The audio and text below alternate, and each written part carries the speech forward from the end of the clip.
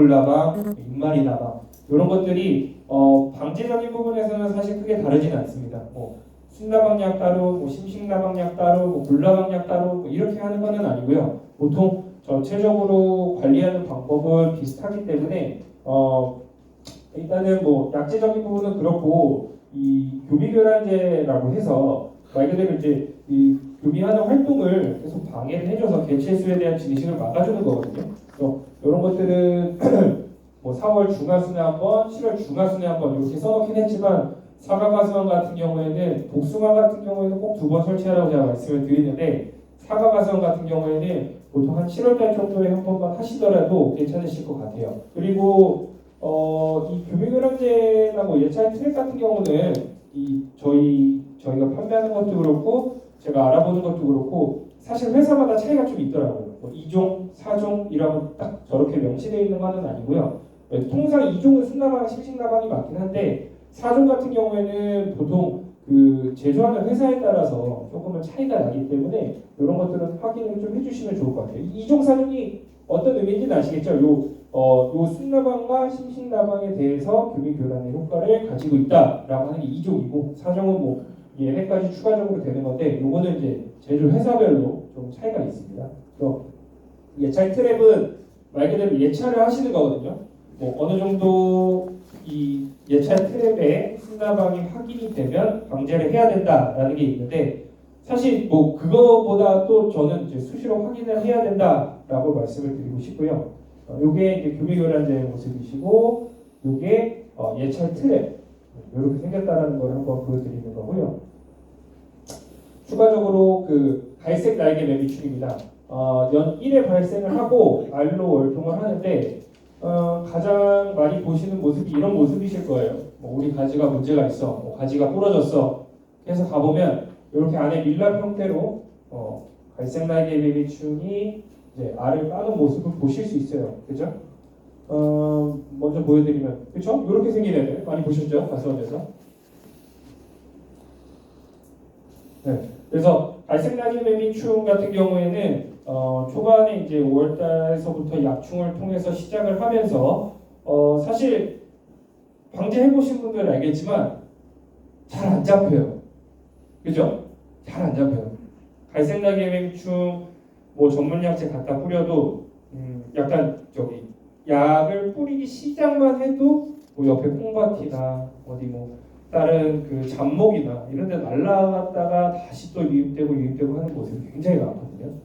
이제 그거에 대한 방법은 추가적으로 말씀을 드리겠지만 일단은 이 갈색 날개 매미충이 산란을 하는 게 늦게는 10월 중순에서 말까지도 산란을 한다라고 하더라고요. 그래서 조중생종, 아우리, 썸머킹, 아리수, 홍로 이런 그 품종을 재배하시는 분들이라면 수확이 끝나셨다고 하더라도 후반기까지 좀 살충제만이라도 살포를 해주시는 게 좋을 것 같습니다. 선녀벌레인데요. 이런 선녀벌레, 아까 보여드린 사진인데 실제로도 보면 차이가 이 정도 나요. 성충의 이제 크기 차이가, 그죠? 선녀벌레도 큰 특징이 있는 건 아니지만 이런 식으로 왁스물질로 덮여 있고 틈에 산란하고 갈색 날개 매미충이랑 어차피 같이 동시에 방제가 되고 동시에 관리를 해야 되는 부분이기 때문에 네, 그래서 앞서 말씀드린 것처럼 굉장히 그 방제하는 데 힘겨운 부분이 있기 때문에 저는 이거를 많이 추천을 드리고 싶어요. 중간에 이제 끈끈이 포획을 하는 건데 실질적으로 많이 해봐도 굉장히 많은 효과를 볼 수 있더라고요. 이런 것들은 어디 나와 있는 거라기보다는 저도 직접 실험도 해보고 농가에서 이제 과수원에서 조금 입격을 시켜서 저런 노란 트랙 같은 거를 설치를 해두니까 진짜 기가 막히게 갈색 날개 매미충이 굉장히 많이 달라붙더라고요. 그래서 저런 것들이 일단은 약제 방제가 안 되는 부분들은 이렇게 좀 물리적으로 포획이나 포집기를 통해서 좀 추가 방제를 해주셨으면 좋겠습니다.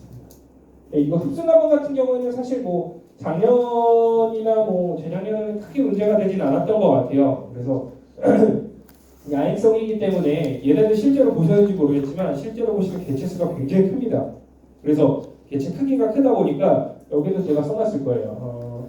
그죠? 여기 그물망. 사실 이제 순나방 같은 거나 그런 그 나방류 사이즈면은 그물로 잡는다는 게 이해가 안 되실 텐데 이 야행성인 흡수 나방류 같은 경우에는 산간 지역에서 활동을 하고 뭐 야간에 활동하고 직접적으로 부침을 과실에 찔러서 이 과육이 이제 스펀지화되면서 이제 상품 가치가 떨어지는 건데 이런 것들은 뭐 그물을 통해서 살포를 포획을 하시거나 아니면은 약 방제 시기를 뭐 이른 아침이나 밤이나 새벽이나 약간 이렇게 습기가 많거나 활동력이 좀 저하될 때 해주시는 게 도움이 되실 것 같습니다. 노린재입니다. 뭐 종류는 여러 가지죠. 풋다리, 뭐 썩떡나무, 갈색날개 노린재, 뭐 노린재 피해가 이렇게 돼 있는데 사실 뭐 노린재는 생육기 초반서부터 후반기까지 전반적으로 문제가 되는 과실인 것 같아요. 그래서 저도 뭐 약제를 처방하는 사람의 입장으로서 초반서부터 후반기까지 어떻게 보면 가장 기본이 되는 방제의 초점인데 그만큼 문제가 되다 보면 이렇게 과실에 울긋불긋하게 얻어맞은 듯한 흔적이 있을 수 있습니다. 그래서 이건 그냥 한번 같이 넣어봤는데요. 고두 증상이라 그래가지고 고두병이라고 그러죠. 네, 보통 큰 차이라고 한다면 이 고두병 같은 경우에는 보통 이 과실 밑에 쪽 부분에서 많이 형성이 되고 노린재 같은 경우에는 중간 적도 부위나 적도 부분보다 윗부분 그리고 노린재의 피해 과해 같은 경우에는 가운데 굳힘, 그러니까 찔러놓은 흔적 같은 것들이 있거든요. 그래서 그런 것들을 조금 비교해 보시면서 확인을 하셨으면 좋겠습니다. 추계도 한번 전반적으로 정리를 해봤는데요. 뭐 살포 시간이나 그리고 시기 뭐 이런 것들 앞서 말씀드린 것들을 좀 생각하면서 계획적인 방제에 포커스를 좀 맞추셨으면 좋겠고요.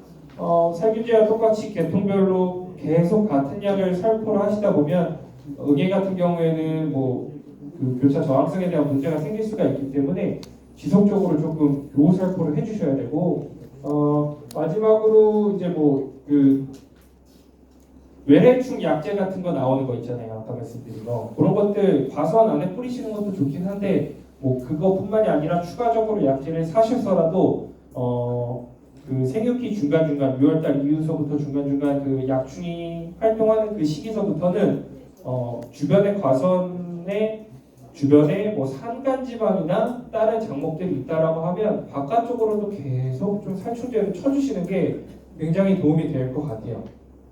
네. 일단은 뭐 일소 피해 같은 경우에는 너무나도 많이 알고 계시는데 제가 여기서부터 기타 생리장애는 조금 간략하게 설명을 하고 넘어가도록 하겠습니다. 일소 피해 같은 경우에는 말 그대로 이제 햇빛에 비는 피해죠, 그죠? 뭐 다른 뭐 큰 특이 사항은 없고 정말 이제 높은 온도에 따라서 과실 표면이 이렇게 문제가 되는 부분입니다. 아무래도 그 이제 생육기 후반에 많이 문제가 되겠죠, 그죠? 그래서 방법은 여러 가지가 있는데 뭐 수분 관리를 통한 방법도 있고 추가적으로 이제 뭐 탄산칼슘, 뭐 선카바 이런 뭐 약제 이름도 있긴 하지만 이런 것들 우리 그 사람 선크림 바른다고 생각하시면 될 것 같아요. 사람 선크림 바르듯이 과일에도 약간 선크림 같은 느낌의 약제를 발라줘서 이제 햇빛도 반사하고 하는 부분들을 통해서 조금 감소를 시켜주시는 게 좋을 것 같고요. 낙하 피해 같은 경우에는 이제 뭐 물리적으로 이제 돌아다니시다가 치시거나 뭐 SS기로 돌아다니시거나 건드려서 떨어지시는 것도 있겠지만 생리적으로 떨어지는 것들이 좀 있어요. 그래서 생리적으로 떨어지는 것들은 우리가 흔히 그 안티폴이라 그래서 그 생장 조정제거든요. 네, 몇 가지 주의할 점은 있습니다. 일단 제일 중요한 거는 뭐 칼슘 이외에 뭐 약간 다른 약제와 혼용해서 살포하시는 거는 절대적으로 금지를 해주시는 게 좋을 것 같고요. 그 다음에 아무래도 이제 옥신계 그 생장 조정제다 보니까 약간 습기를 촉진하는 부분이 있습니다. 이제 회사에서도 항상 이 부분을 주의해야 된다고 말씀을 드리긴 하는데 사실 저희도 막 여러 가지 시범을 통해서 해본 결과 여기 이제 제품상에는 한 마리당 뭐 13.3mm라고 나와 있어요. 근데 사실 13.3mm를 한 마리당 사용하다 보면 너무 물러짐 현상이 있을 수도 있을 것 같아서 웬만하면 25마리 기준으로 한 반병 내지는 반병보다 조금 덜 사용하시는 게 저는 좋을 것 같아요. 그리고 추가적으로 칼슘제도 꼭 혼용 살포를 해주시는 게 좋을 것 같습니다.